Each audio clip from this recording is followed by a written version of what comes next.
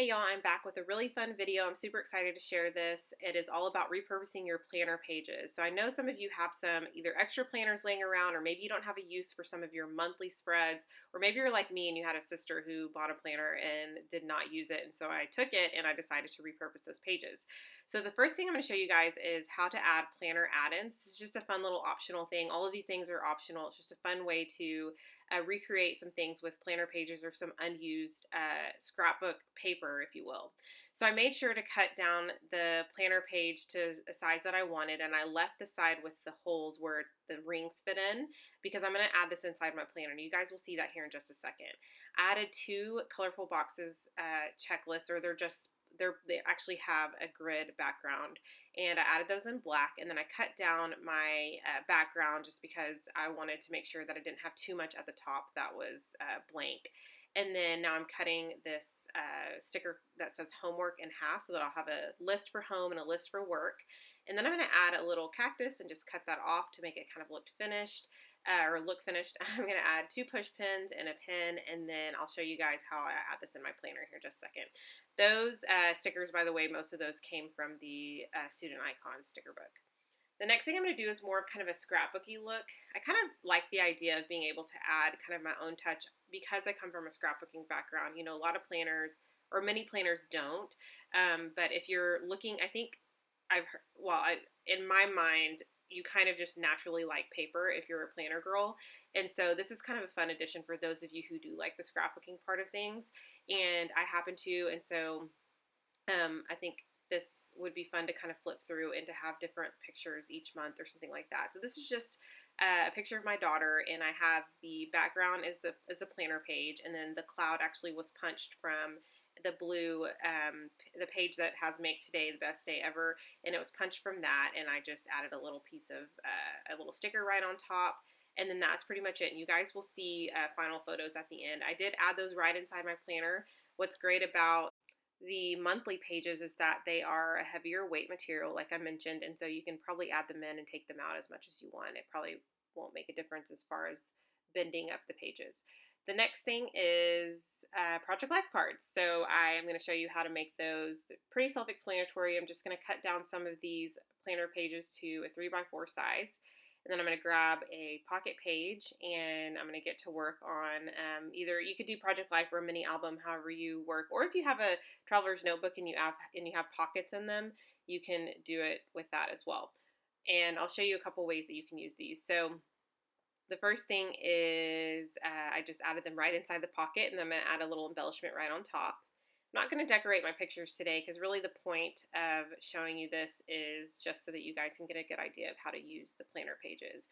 I'm not going to go into full processes in any of my really, I guess, my like projects because, or how I use them, just because the focus of the video is, you know, how to make the things. And so if you guys want to see more videos like this, please let me know. So many of you commented before, I think it's both in my washi video and in my vellum video, saying that you really liked that. So I will continue to make videos as long as I know that you're continuing to watch. So I added a journaling piece from vellum, and then I added that on top of a planner page that was cut to size. And then I added just a little rubber embellishment right on top. And I'm not gonna, like I said, I'm not going to do much to the photos, just going to set those aside for now. Next step is layering and background. So I love to layer. I do this a lot actually with Project Life cards, and so this is a great way to use these. Again, I'm going to cut this down to size to kind of make a little background for my traveler's notebook. This is a standard traveler's notebook from, is it Studio Calico or is it Michael's? I'm pretty sure it's Michael's.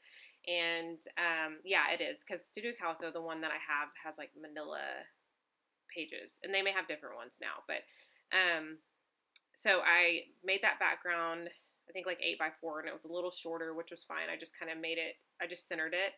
And then I used another planner pattern, a monthly pattern, to back my photos. And then that other piece came from a mini Happy planner. It says enjoy the little things.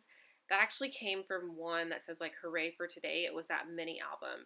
And also want to mention that there are a lot of planners, and I don't know if they still are, but there was a little while back, Michael's was having like a huge sale on like old planners, and that was another great, like if you can get them for under $5 or like under $10 or whatever, this would also be another great way to use those. I'd say more like under 5, because if you're going to use, just a few of the pages out of there, or 12, maybe 13, I don't know. Anyway, you guys get my point. The point is that if you can get them for pretty cheap, you'd have a reason to use them. If that makes sense. Okay, so the next thing is DIY ephemera, and I'm starting with a few of those monthly pages. Like I said, mostly that's what I'm using. Like I mentioned, it's heavier weight, and that's just what I prefer to work with. And so you'll notice that these obviously don't have the binder ring border, or the punched border, because I don't necessarily need that for the ephemera pieces, and I didn't need that for the background or the layering pieces either. I'm just adding some stickers on top. I stamped a little bit. I wanted to make that rectangular piece to show you guys that you don't have to have punches, but you'll all know, I talk about these all the time, that I love my punches, that I really don't know how I'd be able to make, DIY embellishments as fast as I do without them. And so they're a great investment. I've had a lot of these punches for years, and so, some of the cheaper ones don't last, but I mean, for as cheap as they are, you can probably replace them in a few years.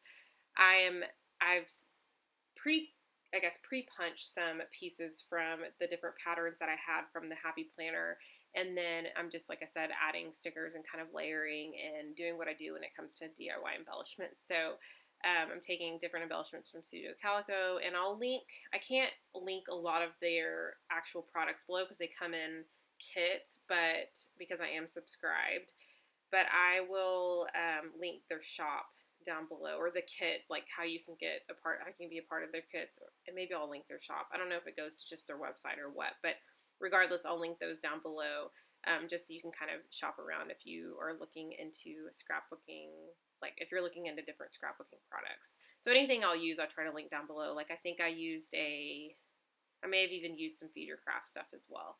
So this is Borders. This is one of my favorites, but it's so easy. I took 3 different patterns with the punched borders on the left-hand side, and I basically layered those up, and then I sewed them. I love the addition of kind of like that grungy, like textured look with the sewn effect. And then I added them to a scrapbook page and then added a picture. So here are some final photos. I hope you guys enjoyed this process video. Let me know in the comments down below which section was your favorite. I would love to hear that, because it helps me with future ideas. Like when you guys tell me about your love for DIY videos, or your love for Project Life or whatever, then I know, okay, my audience like really loves this, and this is what I want to continue to create, because that's the only reason I create, is because I want to share inspiration, and I want to gain inspiration. So, and that is it. I hope you guys enjoyed, and I will talk to you guys soon.